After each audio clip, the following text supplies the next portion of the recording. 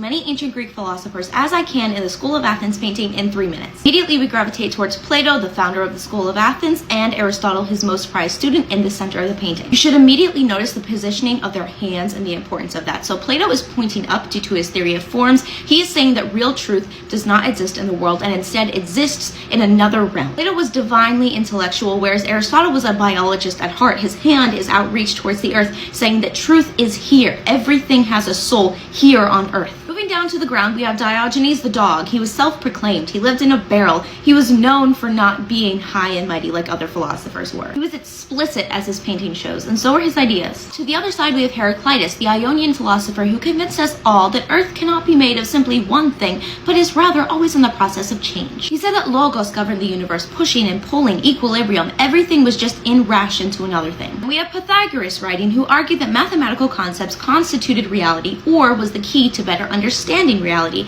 i.e. the universe is governed by numbers. I really don't know why you guys like him so much. Then we have Parmenides, a rational monist who pushed back against Heraclitus, who said the world is not always in a state of change because then how can we talk about it? He was very concerned with ontological stability. And he did agree with Plato in that reality is not here but somewhere else. Weirdly looking over Pythagoras' shoulder is an Anaximander, and I say it's weird not because it's creepy, but also because an Anaximander was born first. This guy came up with the idea of there being a void, boundless, or apeiron substrate that everything was composed of. He also created Western history's first world map, so that's cool. He also came up with the idea of there being a geocentric universe and how Earth was in one ring with concentric layers. I just really like him. Here doing geometry on the ground, we either have Euclid or Archimedes. I don't really know. They were both mathematicians in ancient Greece and contributed a lot to geometrical understanding and engineering. The two of them were really concerned with the concept of infinity and measuring the immeasurable with things that we would understand. So for example, Archimedes